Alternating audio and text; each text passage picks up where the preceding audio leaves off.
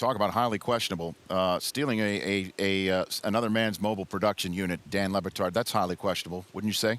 You need to be grateful that you've made all these trips to Miami that you've made, and that's the only thing we've stolen from you. Like, you need to have profound gratitude that you haven't had other things ransacked.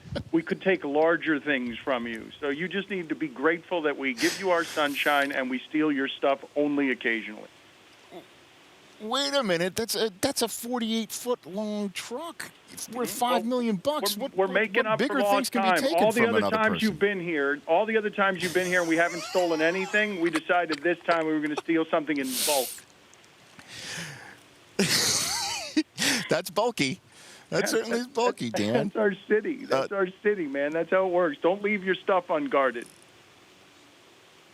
Yeah, Dan Le Batard has got the Dan Le Batard Show on ESPN Radio, his own TV show daily on ESPN2 at 4 Eastern Time. Joining me here live on the Rich Eisen Show. So, Dan, why did this capture the fancy of local news? We're on page B3 of the Herald. We're playing. I think we almost led the WSVN broadcast last night. Why is this playing so hard and high?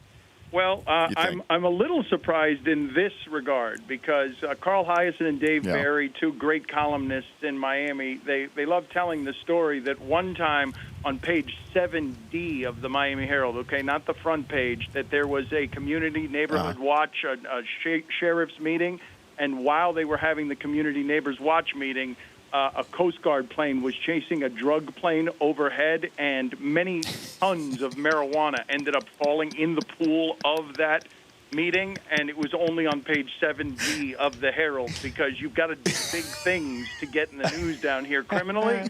So I salute you, Rich Eisen, for being someone who did something interesting enough to get news coverage like that. Yes.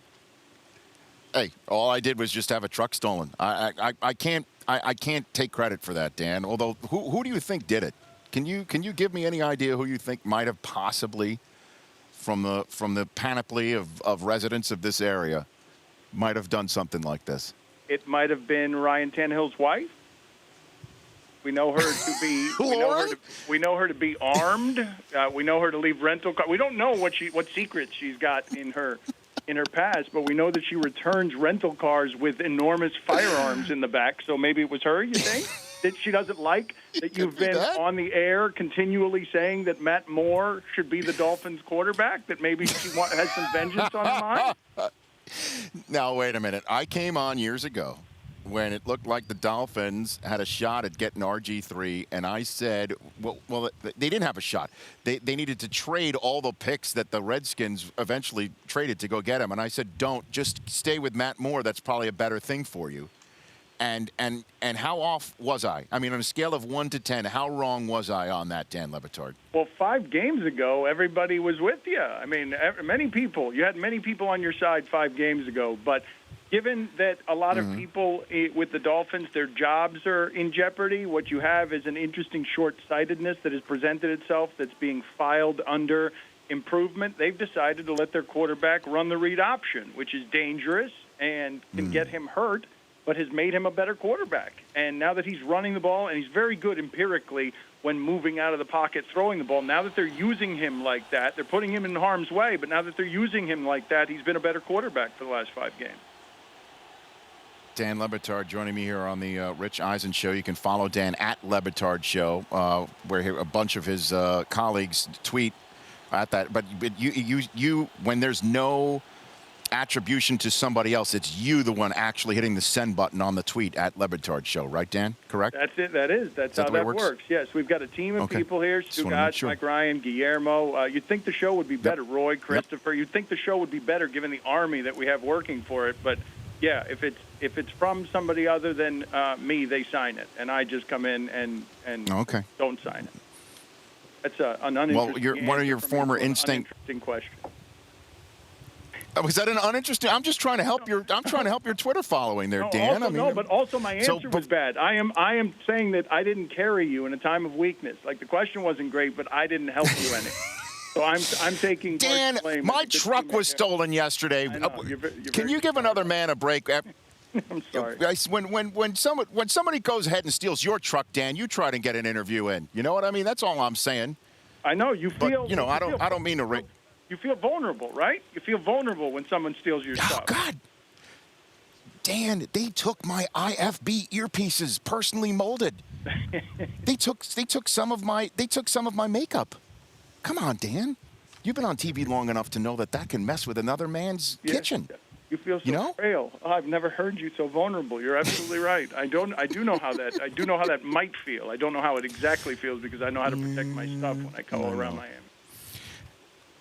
Your former ink-stained wretch colleague of yours from the Miami Herald, Jeff Darlington, wrote an interesting piece on NFL.com about how Bill Lazor, the new OC here in Miami, might be grading against some of the offensive players here. And Mike Silver, a colleague also of NFL Media, said these sort of rumblings, that underneath all of these rumblings is the specter of Jim Harbaugh.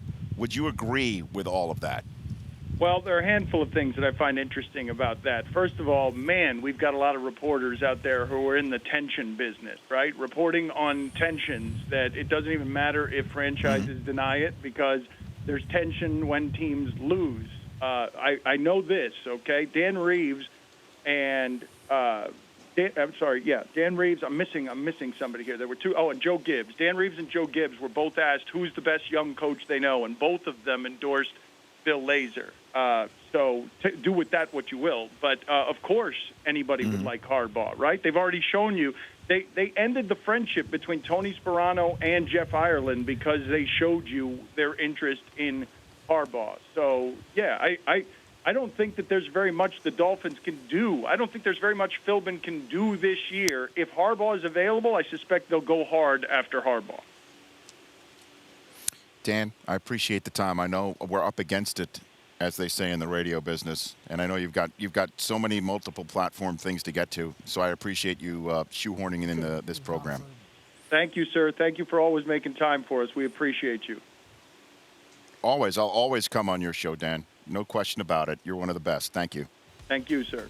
The Rich Eisen Show, weekdays at noon Eastern. On Audience.